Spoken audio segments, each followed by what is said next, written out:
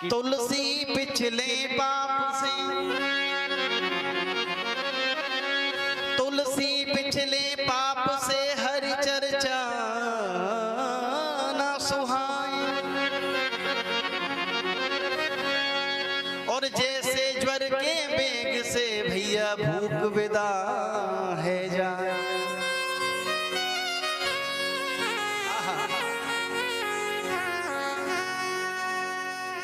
जैसे व्यक्ति को बुखार आने के बाद में उसकी भूख गायब हो जाती है, उसी हिसाब से जब व्यक्ति के पाप कर्म जब ज्यादा बढ़ जाते हैं तो फिर उसको भगवान की कथा, भगवान का कीर्तन पर अच्छा नहीं लगता है। आगे समझ में? किसी व्यक्ति को बुखार आ जाए, कोई बीमार पड़ जाए, अगर आप उससे कहिए कि भैया कुछ खा ले, बोलो बिल्कुल मन्ना है साहब, कुछ नहीं चाहिए।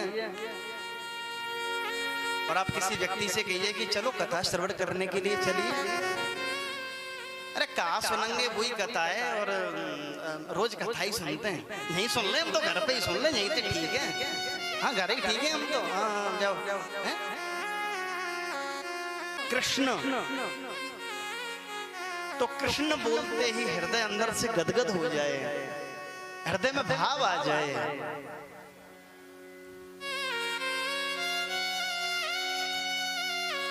जब भगवान का जब हृदय से नाम लेते हैं ना, जब भगवान का जब हृदय से जब जुड़ाव होता है, लगाव होता है, प्रेम होता है, प्रीति होती है, तो एकदम नाम लेने से हृदय गदगद हो जाता है।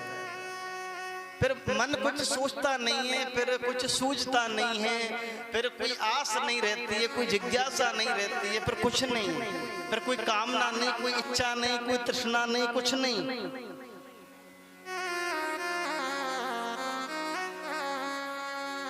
कहते हैं ना, हमारे साथ श्री रघुनाथ तो किस बात की चिंता, हमारे साथ श्री रघुनाथ तो किस बात की चिंता, चरण में रख दिया जब मात तो किस बात की चिंता।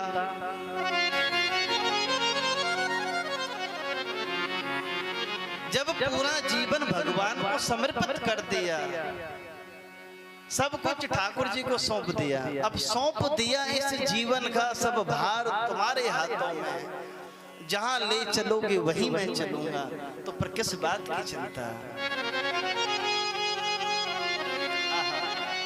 एक बार कहिए ना प्रेम से, कहीं भी तीर्थ स्थल पर जा रहे हैं, गलती से कोई पाप मत कर देना। और जगह पर किया हुआ जो पाप है वो धुल जाएगा भगवान की भक्ति करने से। हालांकि ऐसा नहीं, अवश्यमेव भुक्तव्यम, अवश्य भोगना पड़ेगा, लेकिन अनजाने में जो पाप हो गए हैं उनका प्रायश्चित अगर कर लें और भगवान से प्रार्थना करें, माँ गंगा में स्नान करें कि आज के बाद हम कोई पाप नहीं करेंगे, तो भगवान क्षमा कर देते हैं। अब ऐसा तो होगा नहीं कि रोज गंगा नहाओ और रोज पाप करो, हैं? कभी तीर्थ में जाकर के कभी कोई पाप नहीं करना चाहिए, कभी किसी से सेवा नहीं करवानी चाहिए। तीर्थ में जाते हैं साधु संत ब्राह्मण की खूब सेवा करिए।